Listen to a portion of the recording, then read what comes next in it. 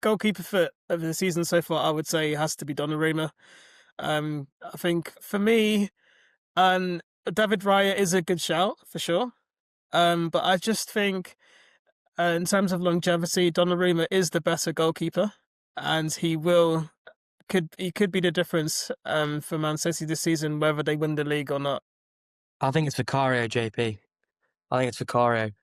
What, for No, the worst, genuinely, worst of the season? Are we doing the worst team in the season? I honestly think it's Raya. I think it's Raya. I think the way Arsenal, the goals conceded Arsenal have had this season, I think it has to be Raya. Oh, I hate to say it, I think it has to be Raya. okay. Can I nick mine in here and we'll see what we can agree on? I've gone for a wild card because I think this guy actually deserves it the most, and it's Sunderland's goalkeeper.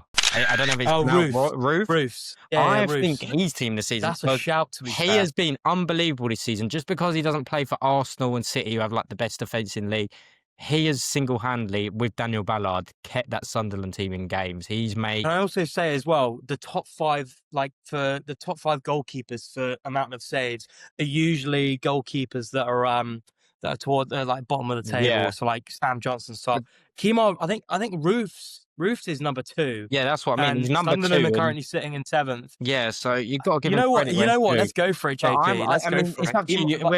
We'll do a vote. I'm going to say Roofs. I mean, if I'm going to say another one, I'd probably say Raya, but I'm going to go with Roofs. I think he deserves it over the other two. I'm going to go Roofs as well. I think it's something a bit different. I think it's easy to go with Raya or Donnarumma, but Robin Roofs. It's been. I don't know why I was saying Kemar Roofs. I just no. But when I think of a goalie, and when I think of a goalie, like he's made saves, but he's also Sunderland's 7th. Like they've come from promotion, got 7th, and he's been a key aspect to being in that position. So I think he's got a chance at the Netherlands number 1 as well for the World Cup. I don't know about you, they've never really had a big core of goalkeepers, so I think he's making a case for himself for a World Cup selection as well. How about you, JP? You agree? Or yeah, we'll go for Roofs. I mean, I would still pick Donnarumma, but yeah. Roofs is our goalkeeper of the season so far. Left back, I'm gonna have to go for Cucurella. I think he's been. I think he does have his critics. He does for sure have his critics, but I think he is probably one of the best, if not the best, left back in the Premier League. So that would be my pick for left back. Who are you, Matt? I'm not going to say Kirkez because I don't think Kirkez has been good enough. He's been better. You know what? To be fair to Kirkez, he's been better like the last few weeks. He's sort of coming into his own, but obviously that start of the season he was pretty shocking. Left backs, no one's really standing out to me, so I'm gonna have to say Cucurella as well. I think he's been all right on the left. I've got a different one. I think Cucurella is amazing, but I can say for this season, Nico O'Reilly. I thought Nico O'Reilly's been very good this season, defensively and attackingly. He definitely, I think, cemented himself as England's number 1 left back. I think he should easily be England's number 1 left back. I can see why Cucurella is in there. He is just a top defender, but the way that Chelsea are playing at the moment and defending, and this season in particular, and the way City have done this season with O'Reilly at left back now, I don't know. I was going to give it to O'Reilly, but it's up to you guys if you want Cucurella over him. There's not much in it, but they were the two. I think there's going to be quite a few City players in this squad, and I see a few more Chelsea players. Sure. So I'm gonna go out and say Cucurella. That's fine. I don't think there's much in it. No, there's not. I think they're both good. They're both good left backs. If two of us have agreed on Cucurella, we're just not going to try and debate it. We're just going to Cucurella is. They'll be debating other areas of the pitch. He's so happy a Chelsea player's got in the team. I think one more gets in potentially. Right. Now moving on to the other side, right back. I would say it's got to be Jurrien Timber for Arsenal. I think he's definitely. I think we're just unanimous. I think him and Munoz are and Reece James really, but I think Timber's definitely the standout. I think before he got injured, he was the best right back in the league. I think Daniel Munoz could have easily been in there. He's definitely an honourable mention, and same as Reece James, but you can't fault what Timber's done in that team. Dominic Szoboszlai at right back as well. Absolutely not. I love Szoboszlai. No, he's in the team. I think I'm having him in this team now. No, don't get me wrong. I would have. He's mate. On any other occasion, I would have picked Reece James on any other occasion. But recently, he's been playing in midfield, central defensive midfielder, and then converting to right back when we needed him to defend. So because he hasn't consistently played at right back this season so far, then I still think it's Timber though. I still think it's Timber. Yeah, Timber's been amazing for Arsenal. We just all sit down and agree it's Timber. He's a quality player. Agreed. Right, centre backs. So I think rather than picking one at a time, I'll just do two in a row. So I mean, it would be easy to just say Saliba and Gabriel. However, I don't think Saliba's in it. However, I think centre backs is Gabriel and Ruben Dias for me. I think those two. I was. You've been good. I think there's a case for Ballard. On your end. The strong case of Ballard and Vardiol. I think Vardiol he drifts from centre back to left back on some occasions. So for me, my two centre back picks would be Ruben Dias and Gabriel. Yeah, same here. I think it's hard not to look at those two teams. They've been the two most defensively solid. Gabriel's been the best centre back this season, probably the best defender this season. Arsenal look a different team without him, so it has to be Gabriel in there. And I think Diaz has looked strong for City as per usual. So I'm going to say Gabriel. Of course, I think Gabriel was probably before he got injured was the best centre back in the world. The other and then Alex Danso. I don't know about Ruben Diaz. See, should I be biased here? Danso. No, because I could technically. Even though people would say we've had a bad season, our defence has still been our best part of the season. I think Romero's been key to us. I mean, he scored.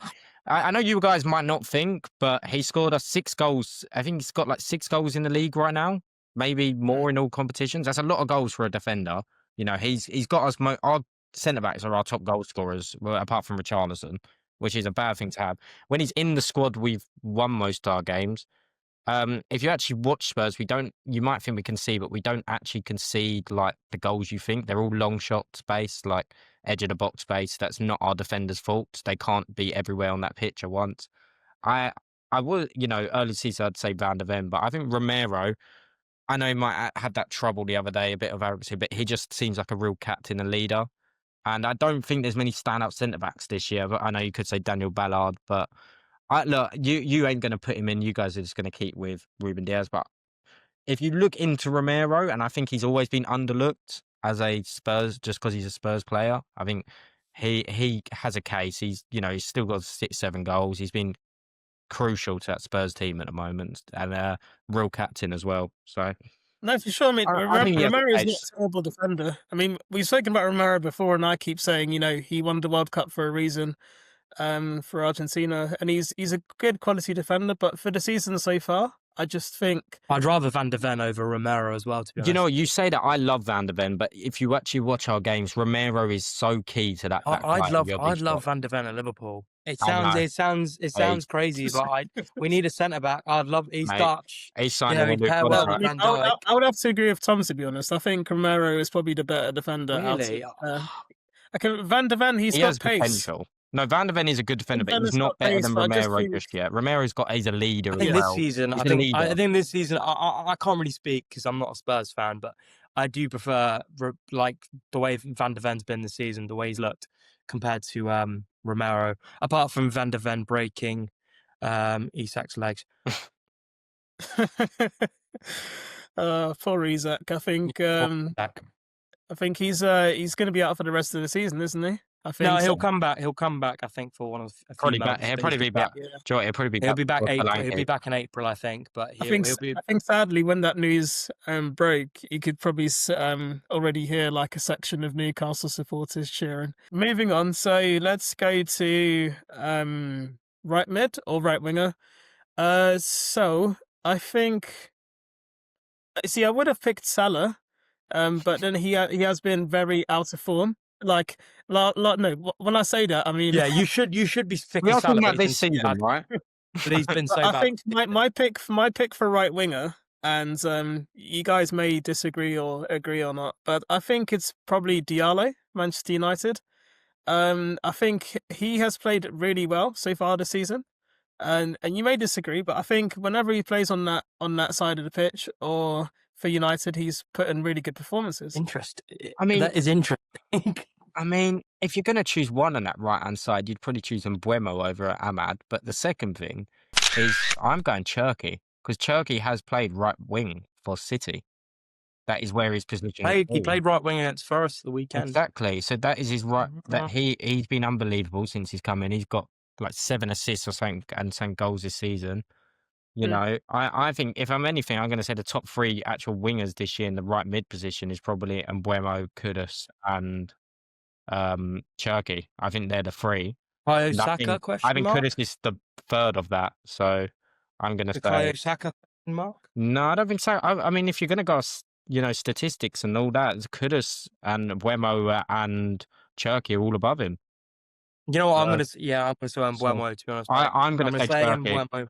I think Mbeumo's changed Manchester United's season. I think him and Ahmad have changed their season. I'm going to go Mbeumo on the right because I know there's only one player on the left that we can pick. So on the right for me is Mbeumo. A bit different as well. I don't want to just pick the same teams. I think United, there's only one player that gets in, and I think it's Mbeumo. Well, JP, you can make a decision because I think we can agree that I think Cherky and Mbeumo have been better than Ahmad. I like Ahmad, but I think on that right, if you're going to go for a team in the season, so you can choose between the 2. I'll let you have the final. So between Cherky and Mbeumo, then I think I'd have to pick Ryan Cherky. I think.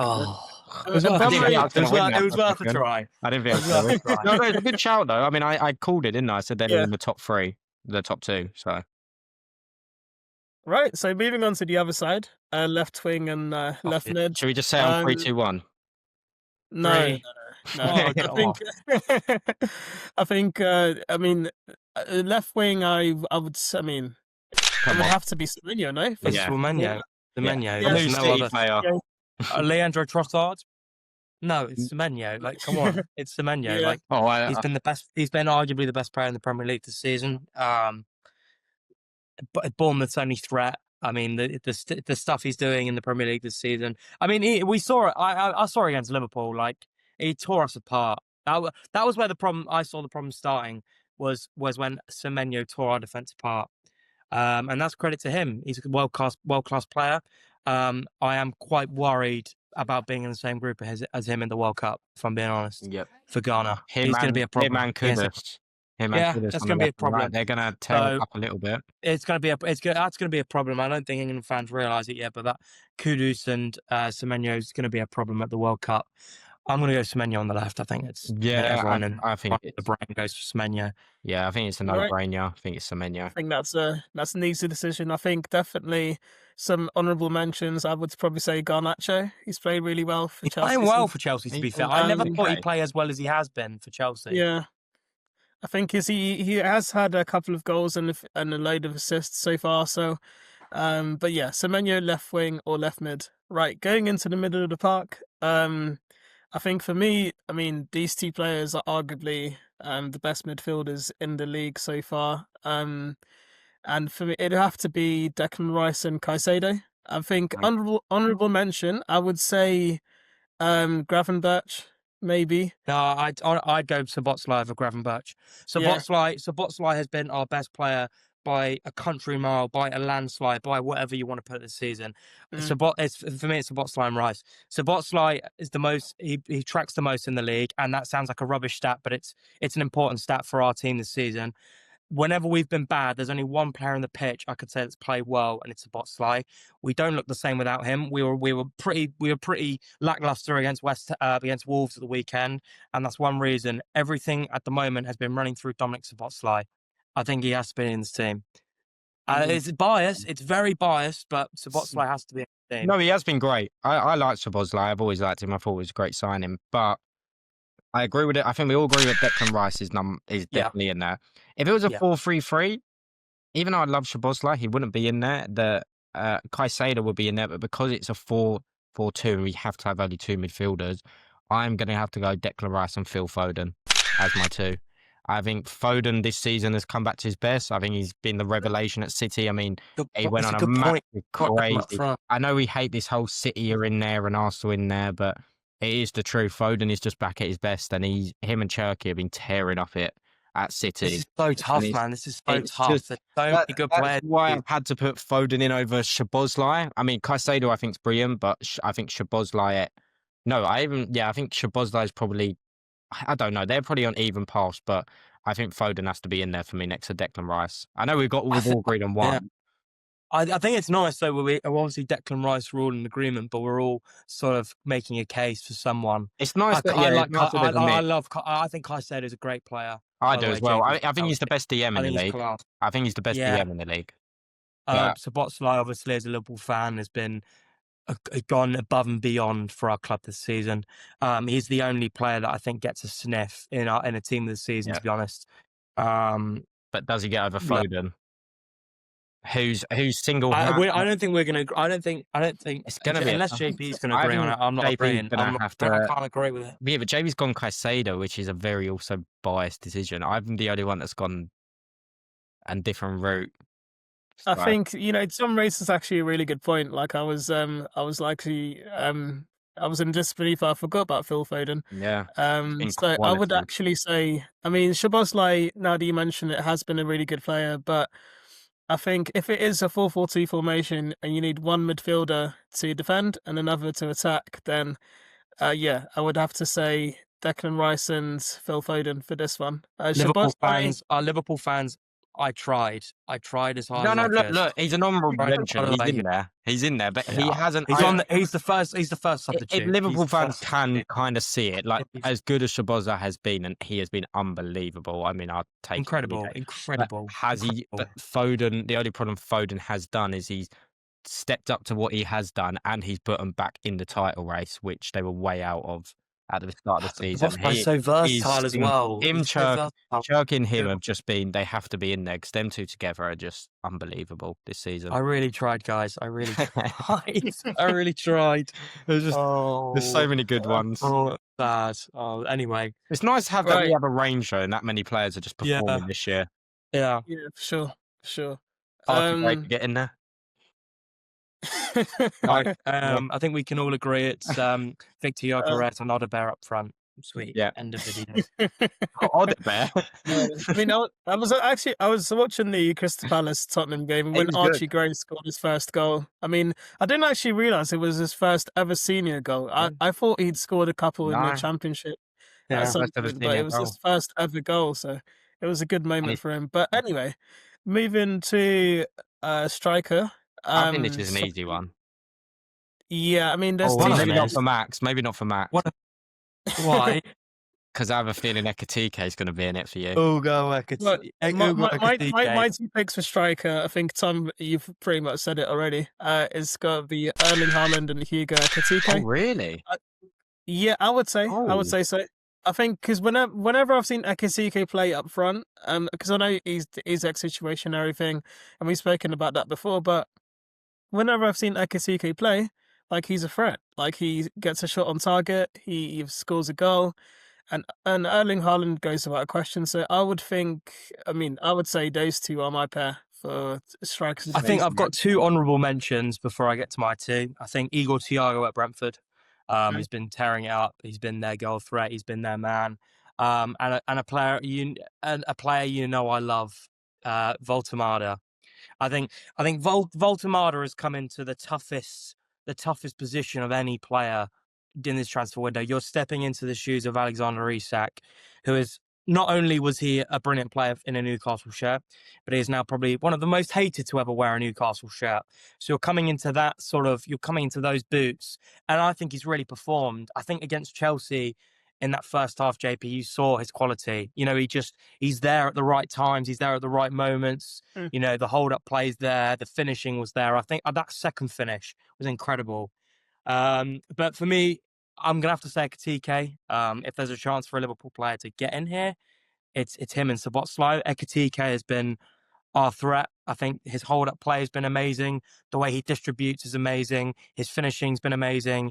His creation of chances has been amazing. He's just been a brilliant signing for Liverpool. And I think it goes without saying Erling Haaland. Yeah, and Tom, I have Haaland. And then obviously I've got Calvert-Lewin. No, I'm joking. No, if he did that for a longer period of time, there's a case. But no, Yeah, I love Ekitike. I thought when you signed him, I wanted Spurs to bring him in. Then I saw Liverpool sign him. That's what I was a bit shocked at when you brought Isak in as well, or like when you even linked him that you brought Ekitike in. But he's my honourable mention just because I think he's quality, but I just don't think, he went missing for 7 games, etc., etc. So I'm going to give it to Igor Thiago because fair enough. I think he came. This is my case for him. He came in the season before to replace Ivan Toney. Had a severe injury, which many players don't even recover from. So he never even got the chance to play in the Premier League. He's come in this season. Thomas Frank has gone. They've lost some other key players. The likes of Mbeumo, etc. And he's been the key candidate. He's come into the Prem. He's fitted straight in. He's, people might say scoring penalties, but so did Cole Palmer. But if you actually watch the games, Cole Palmer's a special player. And Igor Thiago, the way he holds up the ball. I mean, the other day when Sharda got his hat-trick, that way he took that ball down and then made that pass through about 3 players for Sharda to run through. He's got more to his game. And Brentford are currently sitting in 8th, 3 points off 5th. Who would I like Brentford a lot. And Igor, I think Igor's been the main man behind it. If Igor weren't there, I can't imagine Brentford being in that position. And another assist, that assist on the weekend, etc. I just going to give it to him just because it's a bit different. But I also think the way Brentford are playing, and the way Brentford are doing this season, no one thought they'd be where they are. Got to give it to him. I got to give it to Igor. He's come straight into the Prem and he's suited it. And has he got more goals than Ekitike? Probably about 1 or 2. He does. He does. To be fair to him, he does. And so I got to give him credit. And he was out for a few games. So credit where it's due. He is currently. Let me have a look. Actually, I think he's the second top goal scorer in the Prem with 11 goals. So if you're going off what a striker's job is, he's the second top goal scorer in the league, 8 goals behind Haaland. And he's playing in a Brentford side as well. That's what I mean. He's playing in a Brentford side. I'm still going to Ekitike, but I think he's my top honourable mention next to the German giant. Yeah, he's got 3 more goals. He's 3 goals ahead of Ekitike. So, credit where it's due. I think I've got to give it to Igor. Just if you're going to go off what a striker's job is and the team he's playing in, I've got to give him credit. So he's up to you where you go. You guys win. I don't know if Ekitike wins. We got one. Does he win, JP? Yeah, I'm saying. I really thought I had a good case. No, you raise very good points about Igor Thiago. He's played very well, but I think it would have to be for me and probably Max as well. Ekitike and Haaland have been the better strikers. And you brought up Kevin Sharda as well. I completely forgot about him too. We forgot about Morgan Rogers on that left as well, by the way. I know Semenyo was going to cement it, but we never gave Morgan Rogers a shout on that left wing. Oh my God. When we, as an honourable mention, Rogers, he's been quality, but he's still Semenyo. But I think we did forget, got to give him an honourable mention where it's due. Some good players this season. It'd be interesting. I think that there is a lot of potential for this to look completely different. This 100%. Starting 11 to look completely different when we do an end of season 1 in May.